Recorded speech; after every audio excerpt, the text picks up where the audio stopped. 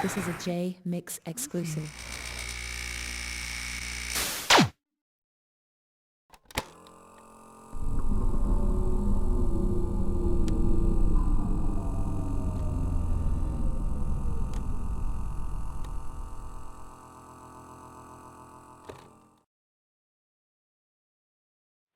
Hey, man, I really appreciate you doing this. Well, it's no problem, man. It's a lot of people want to, like you said, it's a lot of people want to know my side of the story now. You have to have Compton, surviving Compton. Now you got to be that want to know my story. Absolutely, they do. Real quick, before we jump into this, you were talking about a website. Have you got that up and running? Yeah, the Dark Side Music website, that's up and running, darksidemusic.net, actually. It's up, it's official, and it's running. I'm doing a remake on the facelift on the store, though, on the music shop end. But other than that, it's up and running.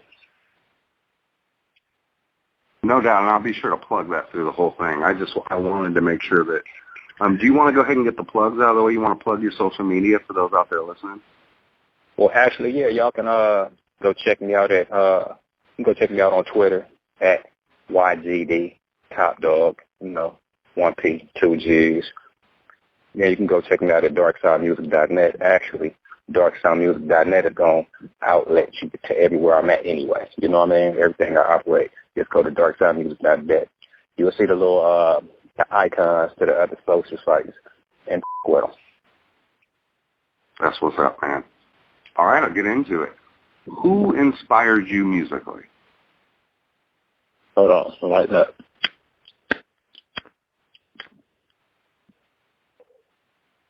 I'm musically inspired by artists like Marvin Gaye, Delphonics, James Brown, artists like that. A lot of hip hop, East Coast and West Coast. Most motherfuckers get it up because when I started rapping, I was listening to East Coast because East Coast was spitting they were spitting bars. You know what I mean? They was using words. West Coast, we were using words, but we was West Coast, so I wanted to kind of stand out.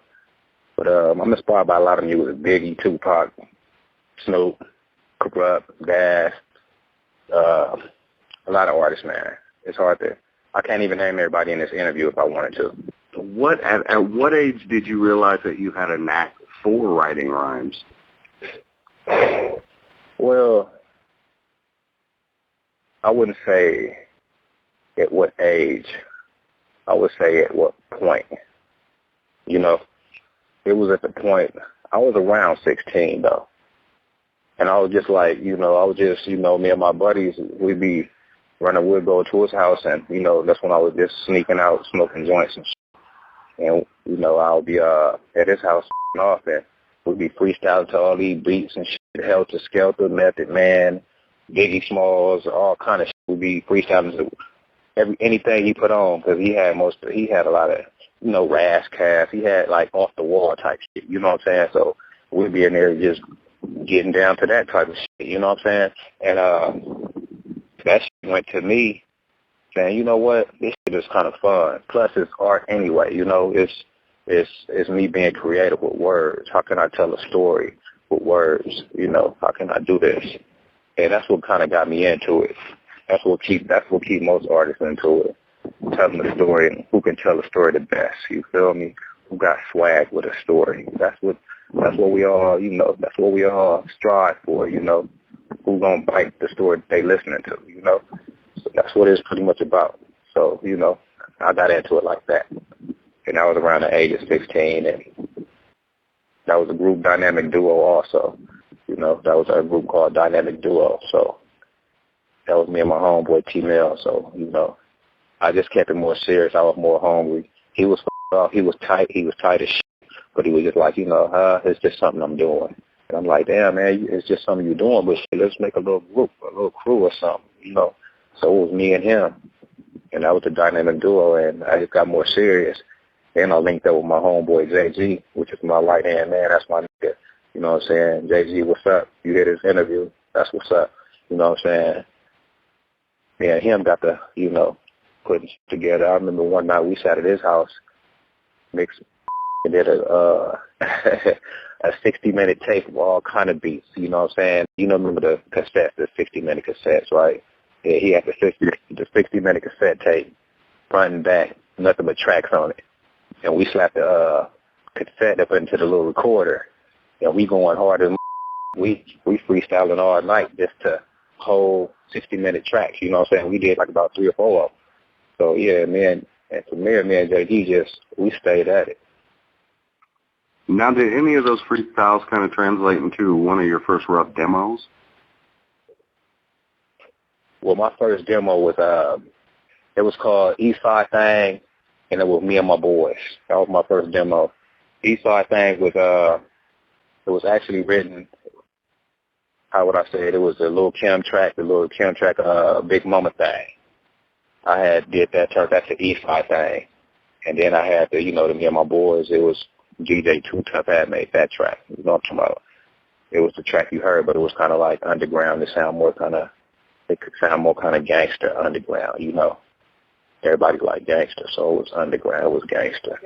Can you tell us about linking up with j-flexx and the process of how your demo ended up with OFTB and how all that came about? Okay, the demo process with j-flexx. That happened because I was, like I said, the art led me into all that shit. You feel me? I wanted to fuck with the label. I wanted to fuck with. I drank the shit, meditated on it, whatever the fuck you want to call it. You feel me? I attracted it to me. That's what that's what life is. Like, you attract things to you when you feel a certain way and on a certain frequency. And this is what I really wanted. From the down to the car I drove. But anyway, let me get into the story. The story with me and Flex, it went like this.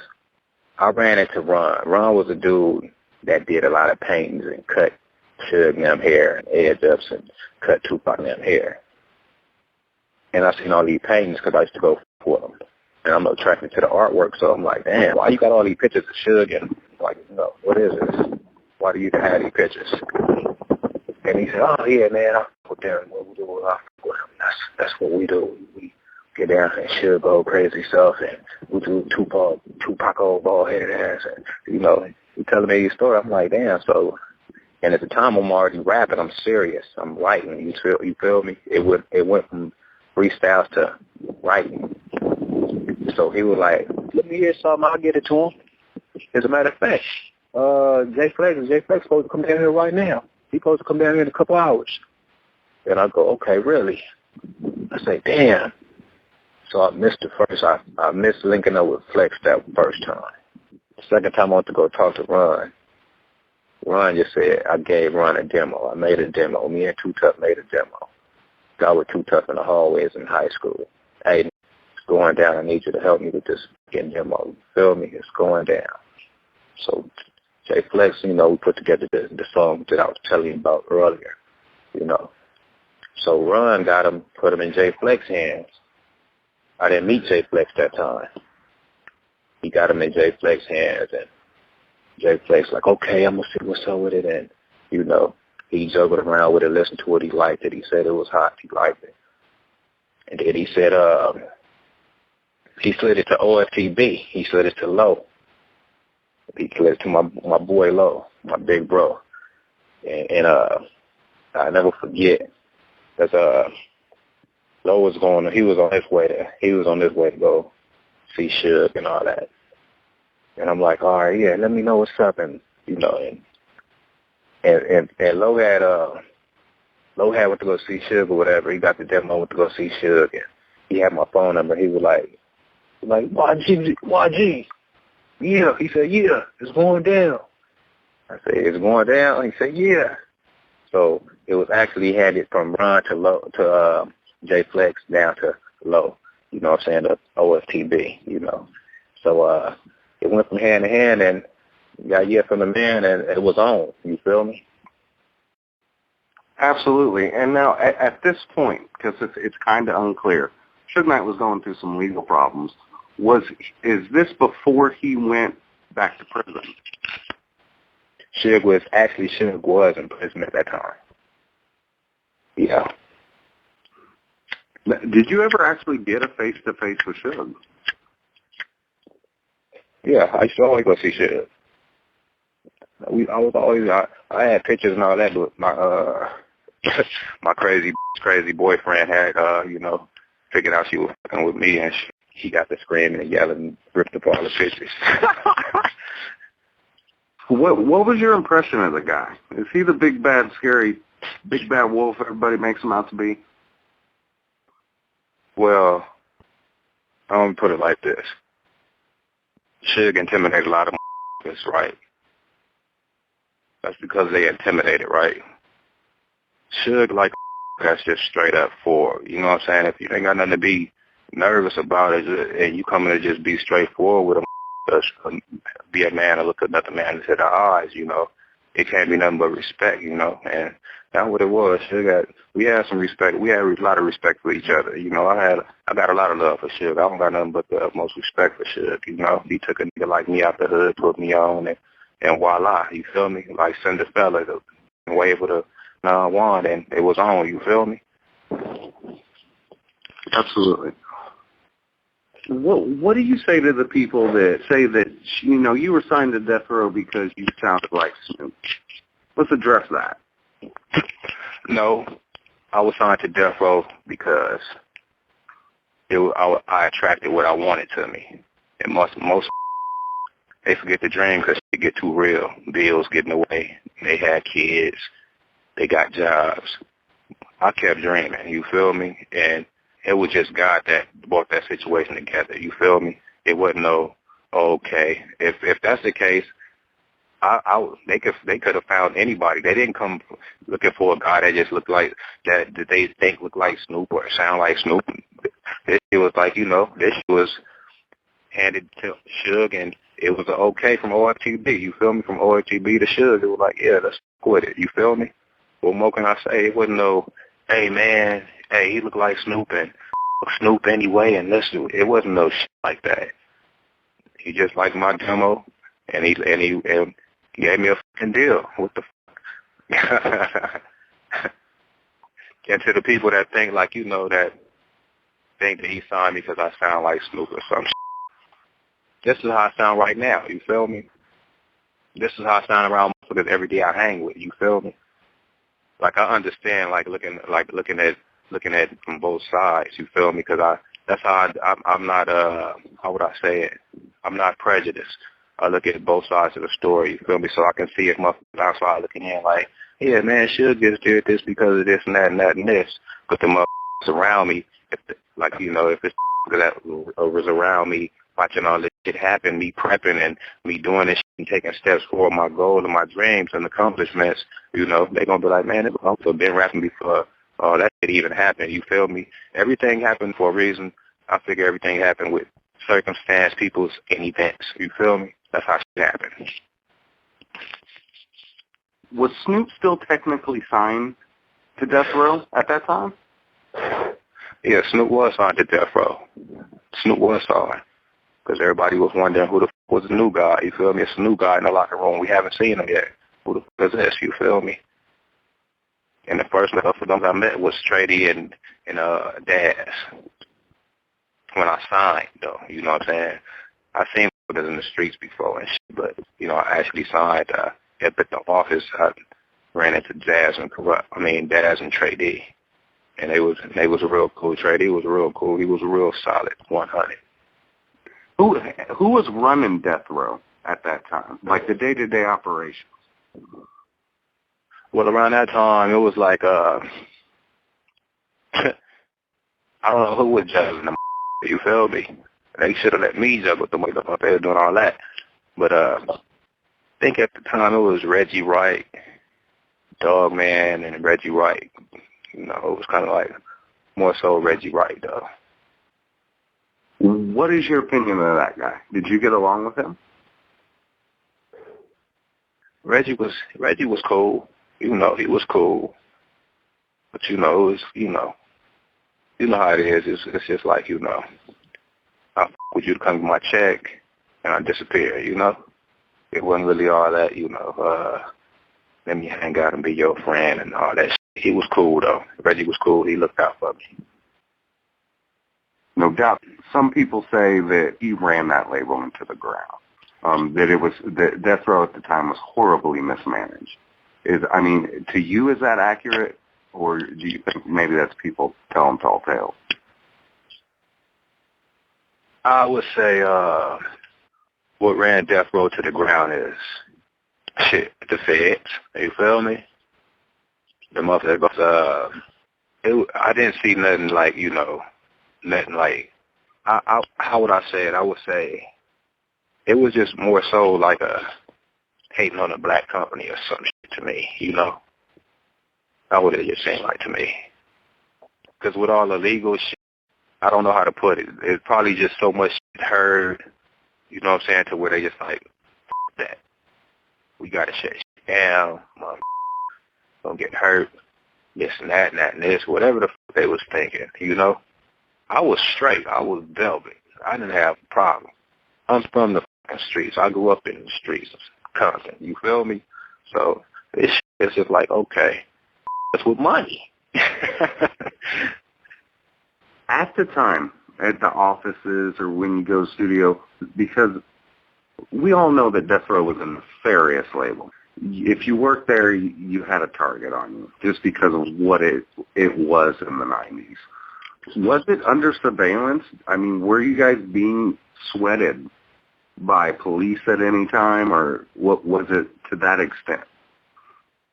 Yeah, I actually get sweated by the police, you feel me? I remember I got sweated in the police. They actually took my first car, like had a SC400. I'm like 18 years old, pushing a Lexus and shit, rims and beat like $20,000 worth of music and shit, you feel me? So, and it was me and my buddy Henry White. I never forget this shit, because we were leaving Popeye's chicken. This wanted spicy. So, we get the shit, head back to the hood, whatever. And I make a left turn. As soon as I make a left to enter the hood, I get pulled over. And it was like when I got pulled over, it was like, it was kind of like I had how would I say it? I had a secret compartment on my car, right? They came, it was like they just came and knew where the it was at and everything, so it was kind of crazy. But, the car got impounded and shit. It was kind of like a case that I had to fight. And I just said, fuck it, because I would have been paying more for my lawyer than I would have been paying for the car. So, we just said, fuck it. It's crazy that you say that because you are not the only person to say that. You know what I'm talking about? But going back to Cali, I have a couple questions about that song, if you don't mind. One of those questions is, Wikipedia says that was a hidden track on the gang-related soundtrack.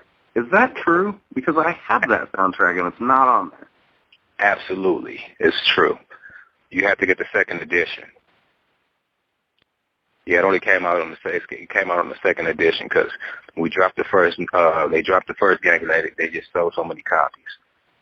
Then they said they stopped. They, paused it. Put me on the next edition. Pushed it out again with me on it. So that was actually my first soundtrack. So going back to Cali song, it's kind of an epic diss song. It is. But you know what? What's funny about it is what it is. It's like what you said. Like I don't look at it like that because I'm me. Like I say, when you look at two sides of the coin, you got to look at both sides, and it's like I'm in looking out, and you guys are out looking in. So it's like I get a lot of positive response on that song. A lot of people love that song to this day. It's kind of amazing though. It's crazy, but it's amazing. I like it, but yeah, man. I still get a lot of compliments and replies on that. I guess I guess it was just the Roger Trout, the bounce and West Coast shit, and at that time we wanted to hear some shit like we were going back and forth, so we wanted to hear some shit like they wanted a retaliation, they wanted some revenge, retaliation, and some get back. So that was a track back for the West Coast, and it wasn't nobody pressuring me to do shit. And it was like, hey, what's up, man? We gonna do this track, and let's do this track top. We gonna do this track. I said, yeah, I started writing the mother. So it wasn't no, was you pressured to do this shit? I'm riding, I'm on death row. This the energy right now. This what's up. This what's got to go down, you know? Who give a f***, you know? I'm young. Who gave a f***? You feel me? When you're young, you're invincible. That's how you feel, at least, you know? You had said previously in the interview that, you know, some of the artists that you looked up to were East Coast artists. Did you ever get any blowback from, like, people you respected because they heard that song and they didn't like it? Did you ever get any blowback from people that, you know, you were a fan of? No, man. I remember one time, man, Method Man, we was in the Bahamas and chilling, you know. You know, so it wasn't no problem. Me, him, Tyrese, and other couple of cats. We were doing a tour out there, and we were doing it at the Zoo Club at the time, you know. And we was all out there, and it wasn't no problem like that. But even though me and Method Man was chilling, it wasn't no problem. We didn't even speak on the situation really. Was that East versus West Coast tension beef real? Because you're saying that, you know, you're kicking it with those dudes. In your opinion, was that a media thing? No, shit was really real. You feel me? Like right now, it's probably a media thing. Like that's why I laugh at this shit. You feel me? Because shit was real. I could have been dead off that. You feel me? I just been blessed. You feel me? Angels around me or something. You know. But other than that, hell yeah, shit was real. Was getting killed and all kind of crazy shit. Hell yeah. But I say that to say this. Death Row was cool with Method Man. We cool with Method Man and Red Man and shit like that. You feel me? It was never no beef against. It was never no beef like just going off the wall. If it was beef, it was intentionally, and it was going at them. You feel me? It wasn't no sugarcoating. What was said, You feel me? We don't do the subliminal shit. You feel me? Making money and driving Cadillacs and shit and fucking bitches and drinking good Hennessy and smoking big blunts or whatever. That's what they was doing. You feel me? It wasn't none of that shit. Like, it's like Biggie. It was beef. Beef is when you sleep with one eye open, pistols under the mattress. You feel me? Your family's not safe in the streets. That's beef. That's just how it go. I have to ask you about the All About You remix because of the Tupac factor. How did you get on that? I mean, what was the circumstances to where they did pull off Snoop on that? You know how I got on that. You know how I got on that. Shit. You made that happen. Yeah, that's what happened, you know, and that was my world premiere. So it was like, you know, I wasn't thinking, oh, Snoop, or I was thinking, shit, this top moment, everything else. I was getting my hair braided when I was writing the verse. Then I get to the studio, I dropped the shit in like 10 minutes or something like that, probably less than that. And walked up out the mother. That's how that went. Yeah, Simon made that happen. Okay, you're on the gang-related soundtrack. You do the All About You remix. You have singles come out. You have Cinderfella. Why didn't we see an album? That's a good question. I can't really speak on that. I don't really know. Really know what happened on that. I just, you know, I know I was just doing songs because basically I was just on singles. And that's what we were working on. We were working on soundtracks and working on compilations. So I basically just had singles, you know. So it wasn't really like, you know, it wasn't really no, okay, we finna start working on such and such album and, you know, we finna start working on this album. It was all compilations. So that's why I had so many singles out. An online album came out called Every Dog Has Its Day. Is that an actual project, or is that just like a compilation of tracks? Have you heard of that? See, I'm gonna set the record straight with that. That was a self-titled album by me. Every Dog Has Its Day. That was self-titled by me. That was the first project that I was going through, that I was going to present to Death Row.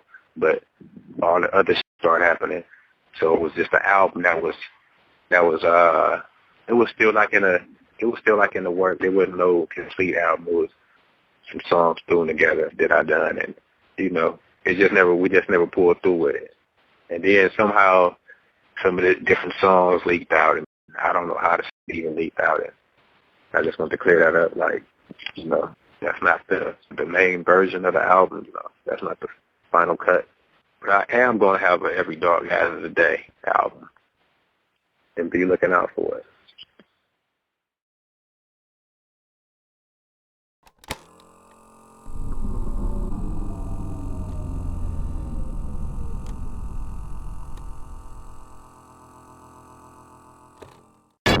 Hey all, it's Jmix here, and I want to thank everybody that took the time to watch the video. If you liked it, go ahead and throw it a like, maybe even a comment down below.